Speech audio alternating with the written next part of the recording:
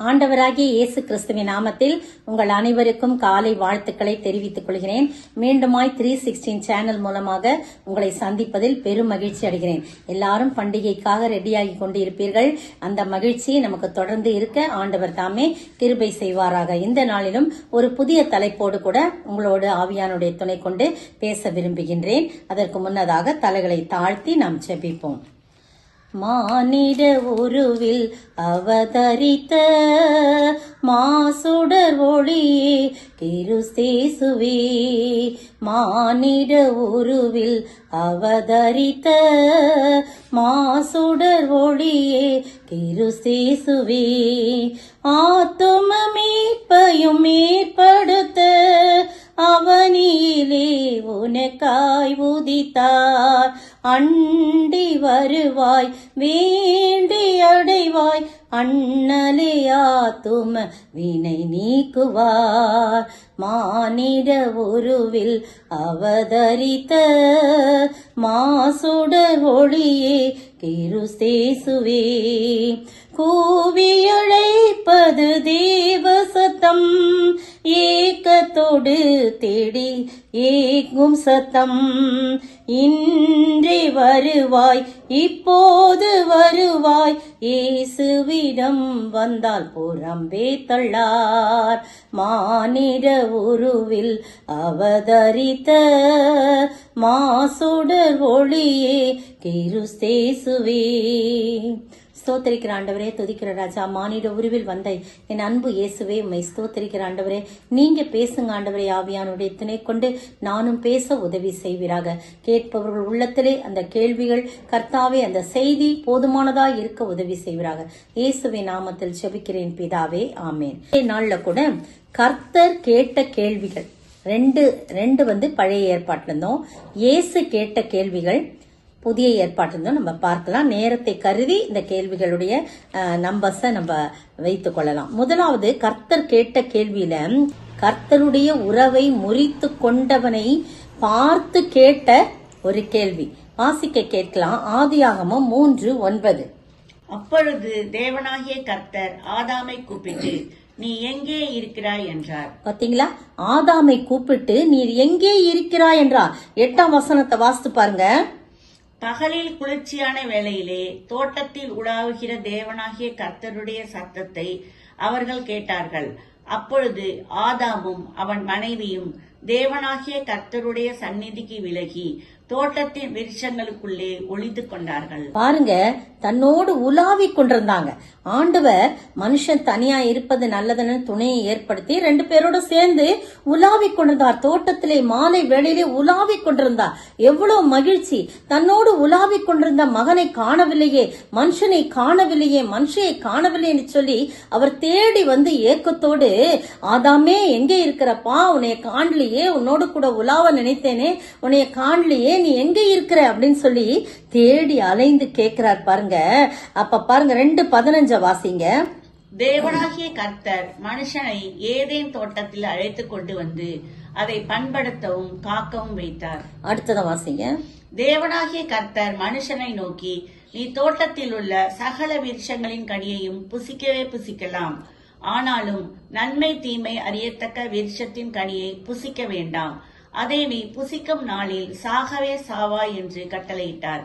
பாருங்க, ஆண்டவர் வந்து அவரோடு கூட நடக்கிறாரு. நடந்து கொண்டு வந்து அவனை என்ன பண்றாரு, ஏதேன் தோட்டத்தில் அழைத்து கொண்டு வந்து அதை பண்படுத்தவும் அதை காவல் காக்கவும் வைக்கிறார்.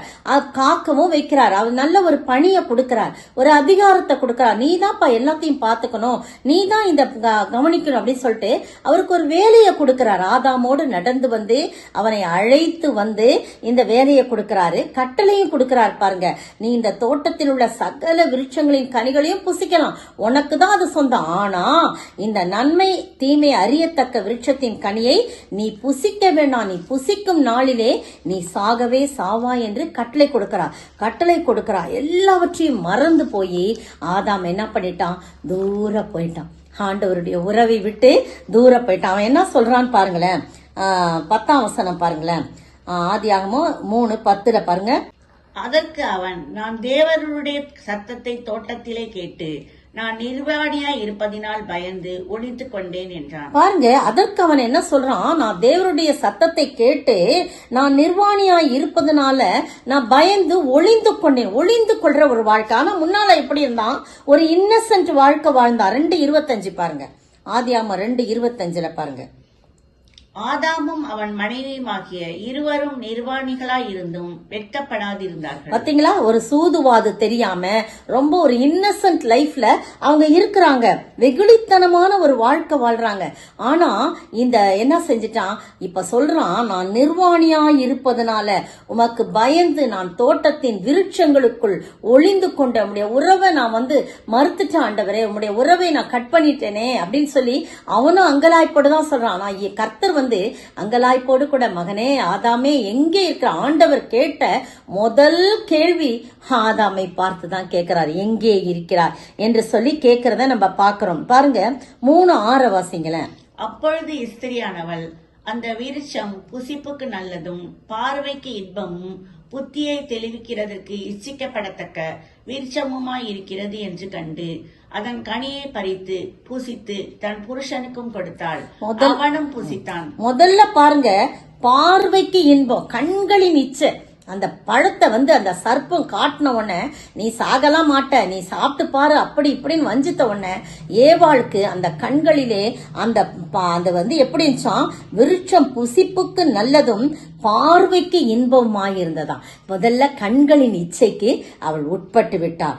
அதுக்கு பிறகு பாருங்க, அவ அத பார்த்தாள். முதலாவது அவள் பார்த்தாள், பறித்தாள், அதை கொண்டு போய் தின்றாள். கணவருக்கும் அதை என்ன பண்ணா, கொடுத்துட்டா. பாவம் செய்ய அவள் அனுமதிச்சுட்டா. தானும் அந்த பாவத்துக்கு உட்பட்டா, கணவனையும் அந்த பாவம் செய்ய தூண்டி விட்டுட்டா. அவன் சொல்லி இருக்கணும், இல்லப்பா இந்த பழத்தை நீ சாப்பிடக்கூடாது, சாப்பிட்டிருந்தா துப்பி போடு, ஆனா எனக்கு கொடுக்காத, ஆண்டவர் சொல்லியிருக்காரு இது மட்டும் புசிக்க கூடாதுன்னு சொல்லியிருக்காரு, எங்க இருந்து பறிச்சுட்டு வந்தேன் கேள்வி கேட்டிருக்கணும். ஆனா ஒண்ணுமே இல்லாம மனைவி கொடுத்த உடனே அதை சாப்பிட்டான். 1 யோவான் 2:16 வாசிங்களேன். ஏனெனில் மாம்சத்தின் இச்சையும் கண்களின் இச்சையும் ஜீவனத்தின் பெருமையுமாகிய உலகத்தில் உள்ளவைகள் எல்லாம் பிதாவினால் உண்டானவைகள் அல்ல, அவைகள் உலகத்தினால் உண்டானவைகள். பாருங்க, அந்த 1 யோவான் 2:16 என்ன 3 காரியம் சொல்லப்பட்டிருக்குது. என்ன சொல்லப்பட்டிருக்குது, கண்களின் இச்சை இல்லையா, கண்களின் இச்சை. அடுத்தது பாத்தீங்கன்னா மாம்சத்தின் இச்சை, கண்களின் இச்சை, ஜீவனத்தின் பெருமை. எல்லாம் எதால உண்டானது, உலகத்தினால் உண்டானவை. அது கர்த்தரால் பிதாவினால் உண்டானவைகள் அல்ல. ஆனா பிதாவினால் உண்டானவை எல்லாம் நன்மையா இருந்துச்சு. அதெல்லாம் உனக்கு அனுபவிக்க கொடுத்து கூட நீ என்ன பண்ண, உலகத்தினால் உண்டானவைகளை நீ அனுபவிக்க பார்த்தாய். அதனாலதான் நீ என்னுடைய அன்பை விட்டு தூர போயிட்ட மகனே அப்படின்னு சொல்லி ஆண்டவர் அங்கலாய்ப்போடு கூறுகிறார். பாருங்க, லூக்கா எழுதின சுவிசேஷம் 15ஆம் அதிகாரத்துல பாருங்க, நமக்கு எல்லாம் தெரிஞ்ச ஒரு சம்பவம் சொல்லப்பட்டிருக்கு. லூக்கா 15:20 வசனம் மட்டும் வாசிங்க. எழுந்து புறப்பட்டு தன் தகப்பனிடத்தில் வந்தான். அவன் தூரத்தில் வரும்போதே அவனுடைய தகப்பன் அவனை கண்டு மனதுருகி ஓடி அவன் கழுத்தை கட்டிக்கொண்டு அவனை முத்தம் செய்தான். பாருங்க, இந்த சம்பவம் நமக்கு எல்லாருக்கும் தெரியும். தகப்பனுக்கு 2 குமாரர்கள் இருக்கிறாங்க. இளையவன் தன்னுடைய சொத்தையெல்லாம் கேட்டு பிரித்து எடுத்துட்டு போய் வேசிகளிடத்திலும் மற்ற ஃப்ரெண்ட்ஸோடையும் எல்லாத்தையும் செலவழிச்சு குடித்து வெறித்து தவறான பாதைகள் போனா அந்த ஊர்ல பஞ்சம் ஏற்படுது. எல்லாரும் விட்டுட்டு போயிடுறாங்க அவனை. ஆனா அவனுக்கு போக்கிடம் இல்ல. தகப்பனுடைய அன்பை விட்டு பிரிந்து வந்து விட்டான். இனிமே நான் இங்கதான் இருக்கணும் அப்படின்ற ஒரு நிலைமையில அவன் ஒரு குடியானவனிடத்துல போய் சாப்பிடறதுக்கு ஒண்ணுமே இல்லாம, ஒண்ணுமே அடுத்த வேளை சாப்பாட்டுக்கு ஒண்ணுல குடியான இடத்துல வேலைக்கு போறான். அவன் பன்றிகளை மேய்க்கும்படியான ஒரு வேலை கொடுக்கறான். பன்றி தின்கிற தவிட்டை தின்பதற்கு ஆசையாயிருந்தான். அதுவும் அவனுக்கு கொடுக்கப்படவில்லை. அப்பதான் அவன் புத்தி தெளிந்து, பாருங்க அவன் புத்தி 17ஆம் வசனம் பாருங்களேன். அவனுக்கு புத்தி தெளிந்த போது அவன் என் தகப்பனுடைய கூலிக்காரர்கள் எத்தனையோ பேருக்கு பூர்த்தியான உணவு இருக்கிறது, நானோ பசியினால் வாடுகிறேனே சாகிறேனே, நான் எழுந்து எழுந்து என் தகப்பனிடத்திற்கு போய், தகப்பனே, பரத்துக்கு விரோதமா உமக்கு விரோதமா நான் பாவம் செய்தேன், இனிமேல் உம்முடைய குமாரன் என்று சொல்வதற்கு நான் பாத்திரவான் அல்ல, உம்முடைய கூலிக்காரில் ஒருவராக என்னை வைத்துக் கொள்ளும் என்று சொல்லி தன் உள்ளத்திலே தீர்மானம் எடுத்து எழுந்து வரான். தெளிந்த புத்தி கிடைக்கிறது, எழுந்து வருகின்றான், தகப்பனிடத்திலே வருகிறான். தூரத்தில் வரும்போதே தகப்பன் அவனை ஓடி போய், அவன் உரு தெரியாமல் வந்த போதிலும் தகப்பனுடைய அன்பு அவனை பார்த்து கொண்டே இருக்கிறது. எப்படியாகிலும் என் மகன் ஒரு நாளிலே திரும்பி வருவான் என்று சொல்லி ஏக்கத்தோடு பார்த்து கொண்டே இருந்தது. ஓடி போகிறார் தகப்பன். இருந்த வண்ணமாகவே நாற்றம் எடுத்து குளிக்காம அழுக்கடைந்த பஞ்சடைந்த கண்களோடு அழுக்கடைந்த உடுப்போடு அவன் வருகிறான். ஆனாலும் அந்த இருக்கிற வண்ணமாய் தகப்பன் அவனை கண்டு கட்டி பிடித்து முத்தம் கொடுத்து அவனை வீட்டுக்கு அழைத்து வருகிறார். பிரியமானவர்களே, உங்களையும் என்னையும் அப்படித்தான் நாம் உறவை நம்முடைய பாவத்தின் நிமித்தமாய் அவரோடு கொண்டுள்ள உறவை பிரித்து வைத்திருக்கிறோமா? இன்றைக்கு ஒரு சந்தர்ப்பம், மனம் திரும்ப வேணும். பாவிகளை ரட்சிக்க கிறிஸ்து இயேசு உலகத்தில் வந்தார். பாருங்க, தேவனாகிய கர்த்தர் ஆதாமை நோக்கி, ஆதாமே எங்கே இருக்கிறாய் என்று கேட்டார் அல்லவா? எவ்வளவு வேதனையோடு கூட ஒரு குரல். இன்றைக்கும் ஆண்டவராகிய இயேசு கிறிஸ்து நம்மை பார்த்து கேட்கிறார், மகனே, மகளே, என்னை விட்டு தூர போனாயோ? மற்ற காரியங்களை எல்லாம் நினைத்து நீ போய்விட்டாயோ? மகனே, நீ எப்படி போய்விட்டாய் என்று சொல்லி வேதனையோடு கூட குரல் கொடுத்து வருகின்றார். ஆண்டவர் சொல்லுகின்றார், நான் உனக்கு என்ன துரோகம் செஞ்சேன்? ஏன் என்னை விட்டு நீ தூர போன அப்படின்னு சொல்லி கேட்கிற குரல் இருக்கு இல்லையா? அவருடைய சத்தம் கேட்டு அவரண்டை வருவோம். ஏனென்றால் ஒளிந்து கொண்டு விருட்சங்களுக்குள்ளே ஒளிந்து கொண்டிருக்கிறேன் என்று அவன் சொன்னான் இல்லையா? ஆனா ஆண்டவர் நீங்களும் நானும் அப்படி இல்லாதபடி ஆண்டவருடைய சமூகத்திலே நம்மை தாழ்த்தி ஒப்பு கொடுக்கும் போது கண்டிப்பாய் நிச்சயமாய் விருட்சங்களுக்குள்ளே ஒளிய வேண்டிய அவசியம் அல்ல. உறவை புதுப்பித்துக் கொள்வோம். இன்றைக்கே அதை புதுப்பித்துக் கொள்ள ஆண்டவர் தாமே கிருபை செய்வாராக. பாருங்க, ஒரு கதை. ஒரு தாய், ஒரு மகன் துன்மார்க்கமாய் வாழ்ந்து கொண்டிருக்கிறான். அந்த எவ்வளவோ தாய் சொல்லியும் அந்த மகன் திருந்தவில்லை. ஒரு நாள் அந்த தாய் மரித்து போன பிறகுதான் அவனுக்கு தாயினுடைய அன்பு தெரியுது. அப்ப ஒரு நாள் தூங்கி கொண்டிருந்த போது ஒரு சொப்பனம் காண்கின்றான். தாய் அப்படியே வானத்திலே அவர்கள் தோன்றுகிறார்கள். உடனே தாயிடம் ஓடி போய் அம்மா என்று கதறி ஓடும்போது தாய்க்கும் அவனுக்கும் இடையே ஒரு தடுப்பு சுவர் இருக்கிறது. ஒவ்வொரு செங்கலாய் இருக்கிறது. அந்த ஒவ்வொரு செங்கலிலும் அவனுடைய பாவம் எழுதப்பட்டிருந்தது. ஐயோ, என்னுடைய தாயின் முகம் மறைக்கப்பட்டதே, என்னுடைய ஒவ்வொரு பாவமும் இந்த செங்கல் சுவரிலே எழுதப்பட்டிருக்கிறதே, என்னுடைய பாவம் அல்லவோ என்னுடைய தாயின் முகத்தை மறைத்து விட்டது. இயேசுவே, என்னுடைய பாவங்களை எல்லாம் மன்னிங்க, என் தாயின் முகத்தை எனக்கு காட்டுங்க, என்னை பாவங்களை எல்லாம் மன்னித்து என்னை கழுவுங்க அப்படின்னு சொன்ன உடனே ஒரே ஒரு சொட்டு ரத்தம் அந்த சுவற்றின் மேலே விழுந்ததாம். அப்படியே அவனுடைய பாவங்கள்லாம் அப்படியே மறைந்து போனது. தாயினுடைய முகத்தை அவன் பார்த்தான் என்று சொல்லி ஒரு கதையை படித்தேன். அருமையான வேளையிலே நீங்களும் நானும் பார்க்க முடியாதபடி, இயேசுவை பார்க்க முடியாதபடி நம்முடைய பாவம் ஒரு தடையாய் இருக்கும் என்றார். பாருங்க, நம்முடைய பாவத்தை எல்லாம் சிலுவையிலே சுமந்து தீர்த்த இயேசு சொல்லுகின்றார், சிலுவையிலே, என் தேவனே, என் தேவனே, ஏன் என்னை கைவிட்டு? காரணம் என்ன தெரியுமா? நம் மனுக்குலத்தின் அவ்வளவு பேருடைய பாவங்களையும் அவர் சுமந்ததினால் தேவனாகிய கர்த்தருடைய முகம் அவருக்கு மறைக்கப்பட்டது. இன்றைக்கும் உங்களுடைய நம் தேவனாகிய கர்த்தருடைய முகம் நம்முடைய பாவத்தின் நிமித்தமாய் மறைக்கப்பட்டிருக்கிறதா? அவருடைய உறவை நாம் அறுத்து கொண்டிருக்கிறோமா? இன்றைக்கே நாம் மனம் திரும்பி ஆண்டவருடைய சமூகத்திலே நாம் வரும்போது கர்த்தர் நிச்சயமாய் நம்மை ஆசீர்வதித்து நம்மை காக்க வல்லவராய் இருக்கிறார். எனவே நாம் ஆண்டவருடைய சமூகத்திலே ஓடி வருவோமா? கிறிஸ்தேசு உன்னை சந்திக்க வரும் சமயமும் இந்நாளே, கிறிஸ்தில்லாமல் இவ்விடம் விட்டு செல்லாதே சகோதரா, கிறிஸ்தில்லாமல் இவ்விடம் விட்டு செல்லாதே சகோதரி. உன்னில் வாசம் பண்ண விரும்பி தினந்தோறும் காத்திருக்கிறார். இருதய கதவை நீ தீரப்பாயா, இயேசு பிரவேசித்திட. உன் ஜீவியத்தின் குறியென்னவென்று ஒருவேளை சிந்திப்பாயா. இந்நாளை உந்தன் உள்ளத்தை கர்த்தர் இயேசுவு கற்பணிப்பாயா. எத்தனை அருமையான பாடல் பாருங்க. இந்த அருமையான வேளையிலே அடுத்தது பாருங்க, நாம் பார்க்கலாம். 2வது கேள்வி, கர்த்தர் பாருங்க, சகோதரனின் உறவை முறித்து கொண்டவனை பார்த்து கேட்ட கேள்வி. முதல்ல கர்த்தருடைய உறவை முறித்து கொண்ட ஒருவனை பார்த்து கேட்ட கேள்வி, ஆதாமே நீ எங்கே இருக்கிறான்னு சொல்லி. இங்கு சகோதரனுடைய உறவை முறித்து கொண்ட ஒருவனை பார்த்து கேட்ட கேள்வி. வாசிக்கலாம், ஆதியாகமம் 4:9. கர்த்தர் காயினை நோக்கி, உன் சகோதரனாகிய ஆபேல் எங்கே என்றார். அதற்கு அவன், நான் அறியேன், என் சகோதரனுக்கு நான் காவலாளியோ என்றான். பாருங்க, 4ஆம் அதிகாரத்துல எவ்வளவு ஆண்டவர் அதிகமான துக்கத்தோடு ஒரு கொலை நடந்து விடுகிறது. ஆபேலை சகோதரனை கொலை செய்து விடுகிறான். ஒண்ணுமில்லாத அற்பமான காரியத்துக்கு அவனுக்கு கொலை செய்து விடுகிறான் அவனை. அதனால ஆண்டவர் கேட்கிறாரு, அவருக்கு தெரியும் அவன் கொலை பண்ணிருந்தான் தெரியும். ஆனா கேட்கிறாரு, கர்த்தர் காயினை நோக்கி, உன் சகோதரனாகிய ஆபேல் எங்கே என்றார். அதற்கு அவன், நான் அறியேன், என் சகோதரனுக்கு நான் காவலாளியா. எவ்வளவு ஒரு முரட்டாட்டமான பதில் பாருங்க. நான் அறியேன் என்று சொல்லி பொய் சொல்லுகிறான். அது மட்டும் இல்ல, நான் என்ன அவனுக்கு காவலாளியா? நான் என்ன அவனுக்கு காவலாளி? எவ்வளவு துணிகரமான, ஆண்டவரை பார்த்து துணிகரமாக கேட்ட கேள்வி. இந்த அதிகாரத்திலேயே ஏன், எங்கே, என்ன என்று சொல்லி 3 கேள்விகள் வருகிறது பாருங்க. அப்பொழுது கர்த்தர் காயினை நோக்கி, உனக்கு ஏன் எரிச்சல் உண்டாயிற்று? உன் முகநாடி ஏன் வேறுபட்டது? பாத்தீங்களா, ஏன் ஏன் என்ற கேள்வி, 2 கேள்வி அங்க கேட்கப்படுது. கர்த்தர் காயினை நோக்கி, உனக்கு ஏன் எரிச்சல் உண்டாயிற்று? உன் முகநாடி ஏன் வேறுபட்டது? நம்ம என்ன செஞ்சாலும் அவருக்கு தெரியுங்க. முகநாடி வேறுபடுதா, எரிச்சல் அடையிறோமா, கோபம் அடைய, எல்லாமே அவருக்கு தெரியும். ஆனா பட்டுன்னு கேட்கறது இல்ல. கேட்டா நம்ம யாருமே நிற்க முடியாது.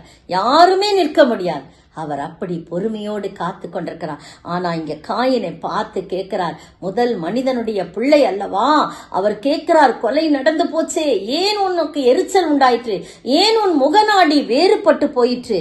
நீ நன்மை செய்தால் மேன்மை இல்லையோ? அடுத்தது பாருங்க, நீ நன்மை செய்தால் மேன்மை இல்லையோ? நீ நன்மை செய்யாதிருந்தால் பாவம் வாசற்படியில் படுத்திருக்கும், அவன் ஆசை உன்னை பற்றி இருக்கும், நீ அவனை ஆண்டு கொள்வாய் என்றார். பாருங்க, நீ நன்மை செஞ்சா மேன்மை இல்லையோ, ஆனா நீ நன்மை செய்யாதிருந்தால் பாவம் வாசற்படியிலே படுத்திருக்கும் மகனே. நீ கெட்டது செஞ்சிட்டியே, கொலை பண்ணிட்டியே, அந்த கொலை செய்த பாவம் வாசற்படியில் படுத்திருக்கும் மகனே அப்படின்னு சொல்லி அவர் சொல்றத பாக்குறோம். 10ஆம் வசனத்துல பாருங்க, இன்னொரு கேள்வி இருக்குது. அதற்கு அவர், என்ன செய்தாய்? உன் சகோதரனுடைய ரத்தத்தின் சத்தம் பூமியிலிருந்து என்னை நோக்கி கூப்பிடுகிறது. பாத்தீங்களா, அவன் சொல்றான், நான் அறியேன், நான் அவனுக்கு காவலாளியா. ஆண்டவர் சொல்றாரு, நீ என்ன செய்தாய் அவனை? எனக்கு தெரியும் மகனே, நீ அவனை என்ன செஞ்ச? உன் சகோதரனுடைய ரத்தம் என்னை பூமியிலிருந்து கூப்பிடுகிறது. எப்படி பாத்தீங்களா, ஆபேலின் ரத்தம் பேசுகிற ரத்தமாய் காணப்பட்டது, பூமியிலிருந்து என்னை கூப்பிடுகிறது. இப்பொழுது உன் சகோதரனுடைய ரத்தத்தை உன் கையில் வாங்கிக் கொள்ள தன் வாயை திறந்த இந்த பூமியில் நீ சபிக்கப்பட்டிருப்பாய் என்று சொல்றான். அப்ப பாத்தீங்கன்னா அந்த இடத்துல அவன் பொய் சொல்லுங்க. ஏன் காயினுடைய பலி ஏற்றுக்கொள்ளப்படவில்லை? ஏன் ஆபேலுடைய பலி ஏற்றுக்கொள்ளப்பட? 2 பேரும் தானே பலி செலுத்துறாங்க. காயின் நிலத்தை பயிரிடுகிறவனா இருக்கிறான். அதனால காய்கறி பழங்கள்லாம் கொண்டு வந்து வைக்கிறான். அவன் போய் ஆடை கொண்டு வந்து வைக்க முடியுமா? ஆபேல் ஆடு மேய்க்கும் தொழில், அதனால அவன் ஆடை கொண்டு வந்து வைக்கிறான். ஏன் அவன் பலி ஏற்றுக்கொள்ளப்பட்டது, இவன் பலி ஏற்றுக்கொள்ளப்படல? இது ஓர வஞ்சனை இல்ல. வாசிக்க கேட்போம், எபிரேயர் 11:4. விசுவாசத்தினாலே ஆபேல் காயினுடைய பலியிலும் மேன்மையான பலியை தேவனுக்கு செலுத்தினான். அதனால் அவன் நீதிமான் என்று சாட்சி பெற்றான். அவனுடைய காணிக்கைகளை குறித்து தேவனே சாட்சி கொடுத்தார். அவன் மரித்தும் இன்னும் பேசுகிறான். பாத்தீங்களா, என்ன அருமையான வார்த்தை.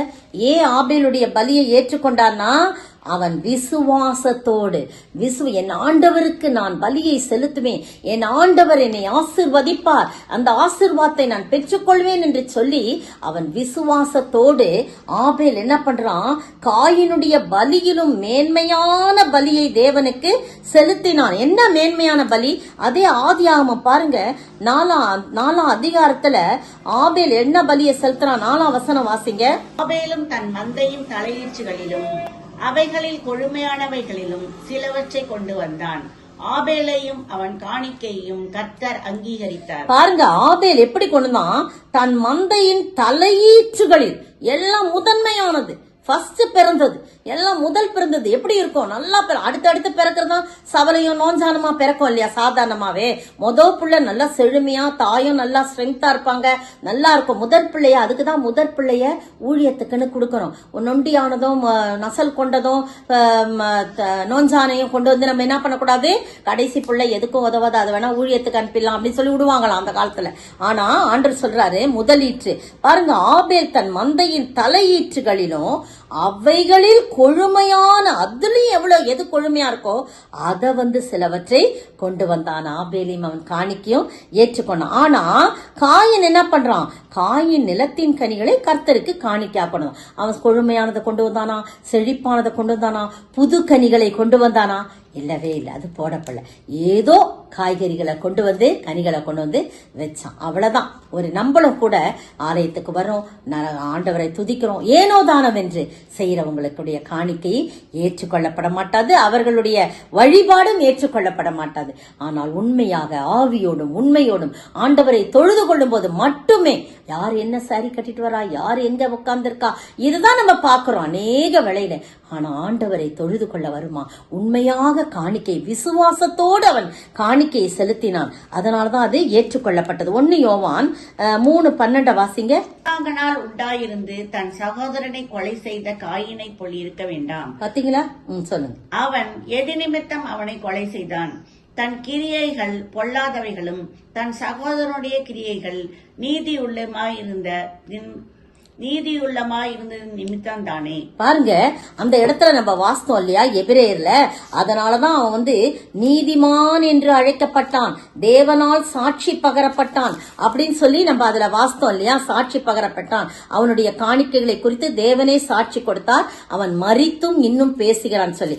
இப்ப நம்ம வாஸ்தது என்ன வாஸ்தவம்? திரும்ப வாசிங்க. அந்த 1 யோவான் 3:12 என்ன வாஸ்தவம்னா, அவன் எதற்காக கொலை செய்தான்? அவன் ரொம்ப பொல்லாங்கனா இருந்தான். வாசிக்கலாம்.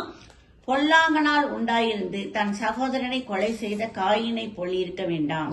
அவன் எது நிமித்தம் அவனை கொலை செய்தான்? தன் கிரியைகள் பொல்லாதவைகளும் தன் சகோதரனுடைய கிரியைகள் நீதி உள்ளமாய் இருந்தது நிமித்தம் தானே. பாருங்க, அவன் பொல்லாங்கனால் உண்டாயிருந்தான். பொல்லாங்கன் யாரு? பிசாசு. பிசாசினால் அவனுடைய இருதயம் பிசாசுக்கு புகுந்தது அவனுடைய இருதயத்துல. அதனாலதான் பொல்லாங்கனால் உண்டாயிருந்து தன் சகோதரனை கொலை செய்த காயினை போல் நீங்க இருக்கக்கூடாதுன்னு யோவான் தேவனுடைய பிள்ளைகளுக்கு சொல்றத நம்ம பாக்குறோம். தேவனால் பிறந்த எவனும் பாவம் செய்ய மாட்டான் அப்படின்னு சொல்லி முந்தின வசனங்கள்லாம் சொல்லிட்டுதான் நீங்க காயினை போல இருக்க வேண்டாம், அவனுக்குள் பொல்லாங்கன் புகுந்து விட்டான். அதனால்தான் தன்னுடைய சகோதரனை கொலை செஞ்சான். ஏன் கொலை செஞ்சான் தெரியுமா? தான் பொல்லாங்கனா இருக்கும்போது அவன் மட்டும் நீதிமானா இருக்கிறானே அப்படின்னு சொல்லிட்டு தன்னுடைய கிரியைகள்லாம் பொல்லாதவர்களும் தன் சகோதரனுடைய கிரியைகள் நீதி உள்ளவமா இருக்கு நிமித்தம்தானே என்று சொல்லி சொல்லப்பட்டிருக்குது. அப்படியா? பாருங்க எவ்வளவு. யூதா 1:11 வாசிங்களேன். இவர்களுக்கு ஐயோ, இவர்கள் காயினுடைய வழியில் நடந்து பிலேயாம் கூலிக்காக செய்த வஞ்சகத்திலே விரைந்தோடி கோரா எதிர்த்து பேசின பாவத்திற்குள்ளாகி கெட்டு போனார்கள். பாருங்க, இந்த இடத்துலயும் பிலேயாம் கூலிக்காக இவர்களுக்கு ஐயோ. யாருக்கு? காயினுடைய வழியிலே நடக்கிறவளுக்கு ஐயோ. பிலேயாம் கூலிக்காக செய்த வஞ்சகத்தினாலே விரைந்தோடி கோரா எதிர்த்து பேசின பாவத்திற்குள்ளாய் கெட்டு, இவர்களுடைய வழியிலே போறவங்களுக்கு எல்லாம் ஐயோ என்று சொல்லி யூதாவிலே போடப்படுது. பாருங்க, ஆதியாமத்துல சொல்லப்பட்ட காயினே யூதா வரைக்கும் வந்திருக்கிறாரு. யூதா வரைக்கும் வந்திருக்கிறார். வெளிப்படுத்தின விசேஷம் கடைசி அதிகாரத்துல முந்தன புத்தகம் வரைக்கும் காயின் எழுதப்பட்டிருக்கான், தவறாக எழுதப்பட்டிருக்கிறான். ஆபேலோ நீதிமான் என்று தேவனால் சாட்சி கொடுக்கப்பட்டான். பிரியமானவர்களே, ஆண்டவர் பாருங்க, ஏன் என்ன செய்தாய், ஏன் இப்படி உன்னுடைய முகநாடி வேறுபட்டிருக்குது, எங்கே உன் சகோதரன் எங்கே, 3 கேள்விகளை அவனிடத்துல கேட்கிறான். ஆனா அவன் சரியான பதிலே சொல்லுங்க. அவன் தன்னுடைய பாதுகாப்புக்கு மட்டும்தான். பாருங்க 4:16 வாசிங்க. ஆதியாகமம் 4:16 வாசித்து பாருங்க. அவன் தன்னுடைய பாதுகாப்புக்காக மட்டும்தான் அவன் ஜெபிக்கிறான், வேண்டானே தவிர மன்னிப்பு கேட்கல. ஆண்டவரே, நான் தப்பு செஞ்சுட்டேன், என்னைய மன்னிச்சிருங்க, எனக்கு பாதுகாப்பு கொடுங்கன்னு கேட்கவே இல்லை. 16 வாசிங்க. 4:16. அப்படியே காயின் கர்த்தருடைய சந்நிதியை விட்டு புறப்பட்டு ஏதோனுக்கு கிழக்கான நோர்த் என்னும் தேசத்தில் குடியிருந்தான். பாருங்க, அவன் அப்ப ஆண்டவர்கிட்ட அந்த முன்னாடி சொல்றான், காயின் கர்த்தரை நோக்கி எனக்கு கிட்ட தண்டனை என்ன 13ஆம் வசனத்துல பாத்தீங்கன்னா, எனக்கு இட்ட தண்டனை சகிக்க முடியாது, என்னால இன்று என்னை இந்த தேசத்திலிருந்து துரத்தி விடுகிறீர், நான் உமது சமூகத்துக்கு விலகி மறைந்து பூமியில் நிலையற்று அலைகிறவனாய் இருப்பேன், என்னை கண்டுபிடிக்கிறேன் எவனும் என்னை கொன்று போடுவானே.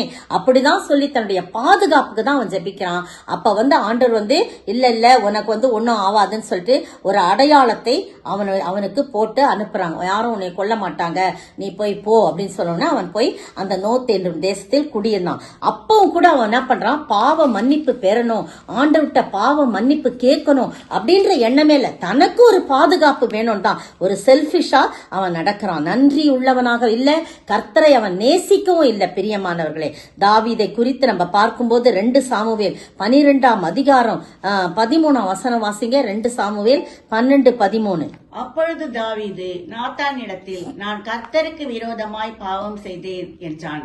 நாத்தான் தாவீதை நோக்கி, நீ சாகாதபடிக்கு கர்த்தர் உன் பாவம் நீங்க செய்தார். பாத்தீங்களா, அந்த இடத்துல பாத்தீங்கன்னா இந்த சம்பவம் நமக்கு தெரியும். தாவீது யுத்தத்துக்கு போக வேண்டிய அவன் என்ன பண்ணான், உப்பரியின் மேல இருந்து உலாவி கொண்டிருந்தான்.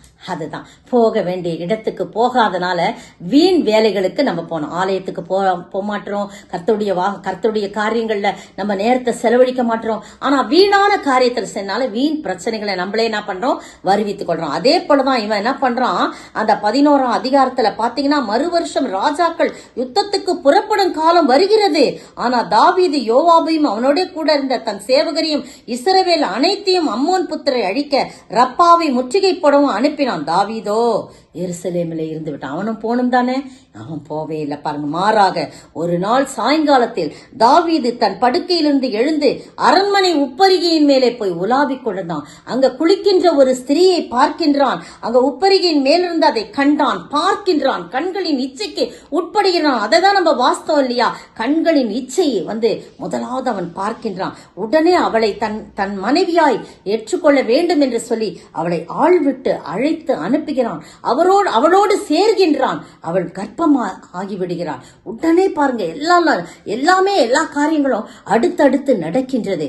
அப்பொழுது அவன் ஏத்தியனாகிய உரியாவின் மனைவி, அவ பேர் பத்சேபாள், அவளை பாருங்க, அவன் அழைத்து இப்படிப்பட்ட காரியத்தை செய்கிறான். அப்ப என்ன நடக்குதுன்னு போது அவன் உரியாவை அவன் கொன்று போடுறான். 2 காரியம் செய்யறான். ஒன்று, உரியாவின் மனைவிய தன்னுடைய மனைவியா ஏற்றுக்கொள்ள, ஏன்னா அவன் பிரெக்னன்ட் ஆயிடுறா, என்ன செய்ய முடியும். அப்ப உரியாவை அவன் சேனை அவன் வீரனா இருக்கான், தன்னுடைய யுத்தத்துல வீரனா இருக்கிறான். அவனை என்ன பண்றான், அதெல்லாம் நமக்கு நிறைய இருக்கும் சொன்னா. அதனால அவனை கொலை பண்ணிடுறான். அவனை ஆள வச்சு கொலை பண்ணிடுறான். இவன் பத்சேபால தன்னோட சேர்த்து கொள்றான். அந்த குழந்தை பிறக்குது. அந்த குழந்தை பிறந்து அது இறந்து போகுது. கர்த்தருடைய சாபம் விடுகிறது. அந்த குழந்தைக்காக எவ்வளவோ மன்றாடி ஜெபிக்கிறான், இல்லை, கர்த்தருடைய சாபம் வந்தது. இந்த 12ஆம் அதிகாரத்துல பாத்தீங்கன்னா, கர்த்தர் நாத்தான் தீர்க்கதரிசியை தாவீதிடத்திலே அனுப்பி அவனை எச்சரிக்கிறான். கர்த்தருக்கு இந்த காரியம் ரொம்ப கோபமாயிடுது, என்ன இப்படி செஞ்சுட்டான்னு சொல்லிட்டு ஒரு ஓமையின் மூலம் அவனை சந்திக்கிறான். அந்த தரித்திரனுக்கு பாருங்க, ஒரு மனுஷன் நிறைய ஆடு மாடுகள், ஐஸ்வர்யவான், ஆடு மாடுகள் திரளாகிருந்தது ஐஸ்வர்யவானுக்கு. ஆனா ஒரு மனிதன், ஏழை மனிதன், தரித்திரன், அவனுக்கு என்ன ஆச்சு, ஒரு சின்ன ஆட்டுக்குட்டி தான் இருந்துச்சு. ஆனா இந்த ஐஸ்வர்யவானோ அவன் வீட்டுல விருந்தாடி வந்த போது அவன்கிட்ட இருந்த கொழுத்த ஆடுகளை எல்லாம் அடிக்காம அவன்கிட்ட இருந்த சின்ன ஆட்டுக்குட்டியை என்ன பண்றான், அத அந்த தரித்திரன் அத குழந்தை போல வச்சு மடியில வச்சு தாளாட்டி அவ்வளவு கொஞ்சி வச்சிருந்தான் பாரு. அவன் சாப்பிடுற பாத்திரத்திலே அந்த ஆடு சாப்பிட்டுச்சு, தண்ணி குடுத்துச்சு, அவனோடய கூட வளர்ந்தது. ஆனா அந்த ஆட்டுக்குட்டியை என்ன பண்றான், அவன் சமையல் பண்ணுவிக்க அதை கொண்டு அதை சமையல் பண்ணுவிக்கிறான். உடனே தாவீதுக்கு கோவம் வந்துருது. இந்த ஓமைய நாத்தான்வேல் சொல்றான். அப்ப தாவீது சொல்றான், அந்த மனுஷன் மேல் மிகவும் கோபம்னா யார் அந்த மனுஷன், அவன் கொலை செய்யப்பட வேண்டும் என்று சொல்லி மரணத்துக்கு அவன் பார்த்தன்னு சொல்லும்போது நாத்தான் சொல்றான், நீயே அந்த மனுஷன், நீயே அந்த மனுஷன். அப்படியே ஷாக் ஆயிறார். அப்பதான் தாவீது எல்லா விளக்கம் சொன்ன உடனே, நாத்தான் விளக்கம் சொன்ன உடனே பாருங்க 13ஆம் வசனம் திரும்ப வாசிக்கலாம். அப்பொழுது தாவீது நாத்தான் இடத்தில், நான் கர்த்தருக்கு விரோதமாய் பாவம் செய்தேன் என்றான். நாத்தான் தாவீதை நோக்கி, நீ சாகாதபடிக்கு கர்த்தர் உன் பாவம் நீங்க செய்தார். பாருங்க, தாவீது தன்னுடைய பாவத்தை அறிக்கை செய்தனாலே பாவ மன்னிப்பை பெற்றான். அவனுக்கு பிறகு அவன் எந்த பாவமும் செய்யல. வேதம் சொல்லுகிறது, இந்த ஒரு பாவத்தை தவிர தாவீது எந்த பாவம் செய்யலை. கர்த்தர் தாவீதை சொல்லும்போது சொல்றாரு, அவன் என் இருதயத்துக்கு ஏற்றவன் சொல்றாரு. ஆனா இந்த காயினோ என்ன பண்றான்? சாபத்தை சுமந்து திரிந்தான். பாருங்க, நீங்களும் நானும் கர்த்தருடைய சமூகத்துல நம்முடைய சகோதரர்களுக்கு நாம் காவலாளிகளாய் நிச்சயிக்கப்பட்டிருக்கோம். அடுத்த வீட்டுக்காரங்களுக்கு, தெருவில் உள்ளவங்களுக்கு, புறஜாதி மக்களுக்கு நாம் தான் காவலாளிகள். பிரியமானவர்களே, ஆண்டவர் நம்மள காவலாளியா வச்சிருக்கிறார். ஆனா இவன் காயின் கேட்கிறான், நான் என் சகோதரனுக்கு காவலாளியா அப்படின்னு கேட்கிறான். நீங்களும் நானும் அப்படி கேட்க கூடாது. இந்த சத்தியம் நமக்கு என்ன உணர்த்துகிறது? நம் குடும்பத்திற்கு நாம் காவலாளியா இருக்க வேண்டும். நம்முடைய இனஜன பந்துக்கு நாம் காவலாளியா இருக்க வேண்டும். யார் யாரெல்லாம் கர்த்தரை விட்டு தூரமா இருக்கிறார்களோ அவர்களுக்கெல்லாம் காவலாளியாய் நாம் வைக்கப்பட்டிருக்கிறோம். அதை அலட்சியம் பண்ணக்கூடாது. காவல் காப்பது என்பது ரொம்ப முக்கியமான காரியம். அவர்களுக்காய் திறப்பில் நின்று ஜெபிக்க வேண்டும். அவர்களுக்கு ஆண்டவருடைய சத்தியத்தை பற்றி சொல்ல வேண்டும். நரகத்தை நோக்கி போய்கொண்டிருக்கிற அருகில் உள்ள மக்களுக்கு நாம் ஆண்டவரை பற்றி சொல்ல வேண்டும். அவர்களுக்கு நாம் காவலாளியாய் இருக்க வேண்டும். அப்படி இருக்கும், அதற்காகத்தான் கர்த்தர் நம்மை நியமித்தார். ஆனால் அவன் ஆபேலுக்கு காவலாளியாய் இல்லாதபடி அவனை கவிழ்த்து விடுகிறவனாய், அவனை கொலை பண்ணுகிறவனாய் காணப்படுறான். அந்த மக்களுக்காக நாம் பரிதபித்து ஜெபிக்க வேண்டும். அவர்களுக்காக நாம் காவல் காத்து அந்த மனிதர்களை பாவத்தில் விழுந்து விடாதபடி அவர்களை தூக்கி எடுக்கின்றவர்களாய் நாம் காணப்பட வேண்டும். ஆதாம் கூட காவல் காக்கும்படியாக, தோட்டத்தை பண்படுத்தும்படியாக வைக்கப்பட்டான். ஆனால் அவன் அதை மறந்து போனான். அதனால்தான் ஒய்ஃபை தனியா விட்டுட்டான். இல்லனா அவன் தனியா போயிருக்க மாட்டான் இல்லையா? நீ என் கூடவே இருக்கணும், நீ உனக்கு என்னைக்கு தான் உனக்கு துணையா வச்சிருந்தான், கூட வச்சிருக்கணும். அவனும் மறந்து போனான், காயினும் மறந்து போனான். நீங்களும் நானும் அப்படி இருக்கக்கூடாது. நம்முடைய சகோதரர்களுக்கு நாம் காவலாளிகளாய் இருந்து வழி தப்பி நடந்தவர்கள், தவறாய் போனவர்களை எல்லாம் அவரண்டை சேர்க்கிறதுக்கு இந்த கிறிஸ்துமஸ் காலங்களிலே இதைத்தான் நாம் முன் செய்ய வேண்டும், முன்னிறுத்த வேண்டும். ஆண்டவரே, எப்படியெல்லாம் போறாங்களே அவங்களெல்லாம் நீங்க திசை திருப்பானவரே, திறப்பில் நின்று கதறி அழ வேண்டும். அவர்களுக்கு நாம் காவலாளிகளாய் இருக்க வேண்டும். நான் என்ன அவனுக்கு காவலாளியா? நான் என்ன அவனுக்கு ஒரு துணையா? அப்படின்ற கேள்வியெல்லாம் அவன் கேட்டது போல நாம் கேட்காதபடி அவர்களெல்லாம் ரட்சிப்புக்கு அடையவும், அவர்களெல்லாம் ரட்சிப்பின் பாதையிலே நடக்கவும் நாம் அவர்களுக்கு உத்தரவாதம் உள்ளவர்களாய் காணப்பட வேண்டும். பிரியமானவர்களே, எனவே ஆண்டவருடைய சமூகத்திலே ஆத்தும எவ்வளோ நித்திய ஜீவனை சுதந்தரிக்காமல் எவ்வளோ பேர் பாவத்தில் அழிந்து கொண்டிருக்கார். அந்த ஜனங்களுக்காக நான் போறேன் ஆண்டவரே, நான் போறேன் அப்படின்னு சொல்லி நாம் அவர்களுக்காய் பரிதபிப்போமா? நேரத்தை கருதி இந்த 2 காரியங்கள் பழைய ஏற்பாட்டில் கர்த்தர் கேட்ட 2 கேள்விகளோடு நான் முடித்து ஜெபிக்க விரும்புகிறேன். கர்த்தருக்கு சித்தமானால் வரும் காலங்களிலே புதிய ஏற்பாட்டில் அவர் கேட்ட கேள்விகளை நாம் தியானிக்கலாம். ஆண்டவரை நோக்கி நாம் ஜெபம் செய்வோம். ஆத்தும மீட்பை பெற்றிடாமல் ஆத்ம நஷ்டமடைந்தார். லோக முழுவதும் ஆதாயமாக்கி லாபம் ஒன்றுமில்லையே. லோக முழுவதும் ஆதாயமாக்கி லாபம் ஒன்றுமில்லையே. சிலுவை சுமந்த உருவம் நித்திய ஜீவன் வாஞ்சிப்பாயோ. நித்திய மோட்ச வாழ்வில் தேடி வராயோ. பரிசுத்த ஜீவியம் தேவை, அதை அடைவாய். தேடி வராயோ. பரிசுத்த ஜீவியம் தேவை, அதை அடைவாய்.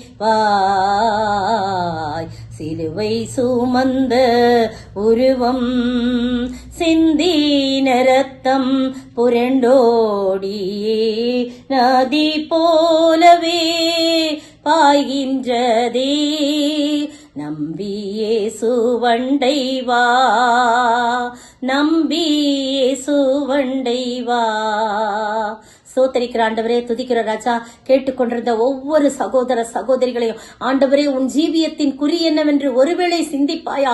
கிறிஸ்து இயேசு இல்லாமல் நீ இந்த இடத்தை விட்டு போகாதே சகோதரனே சகோதரி என்று ஒரு பாடலை பாடின ஆண்டவரே. கிறிஸ்து இயேசு உன்னை சந்திக்க வரும் சமயம் இந்த நாள் தான் என்று சொல்லி பாட கேட்டோம் ஆண்டவரே. அப்பா தகப்பனே, ஆத்தும மீட்பை பெற்றிடாமல் அலைந்து கொண்டிருந்த ஜனங்களுக்கு நாங்கள் காவலாளிகளாய் நியமிக்கப்பட்டிருக்கிறோம் ஆண்டவரே. நாங்கள் ஒரு நாளும் இதை மறந்து போய்விடாதபடி உம்முடைய உறவை விட்டு நாங்கள் பிரிந்து போய் விடாதபடி, எங்களுடைய சகோதரர்கள் எப்படியோ தூர போய் விடாதபடி அவர்களுடைய உறவையும் நாங்கள் தக்க வைத்துக் கொள்ளவும், உம்முடைய உறவையும் ஆண்டவரே நாங்கள் எந்த நாளும் தக்க வைத்துக் கொள்ளவும், அதன் மூலமாக ஆண்டவரே நித்திய வாழ்வை நாங்கள் பெற்றுக் கொள்ளவும் நீர் கிருபை செய்ய வேண்டுமாய் செபிக்கிறோம். ஒவ்வொருவரையும் நீர் கண்ணோக்கி பார்த்து காத்துக் கொள்ளுங்க. நல்ல ஒரு புதிய தீர்மானம் எடுத்து புது சிருஷ்டியாய் வாழ்ந்து நீ வந்த நோக்கத்தை நாங்கள் உம்மிலே நிறைவேற்ற நீர் உதவி செய்ய வேண்டும் என்று கர்த்தரும் மீட்பரும் ராஜாவுமாகிய இயேசு கிறிஸ்துவின் விலையேற பெற்ற நாமத்துல ஜெபிக்கிறேன் பிதாவே. ஆமேன், ஆமேன்.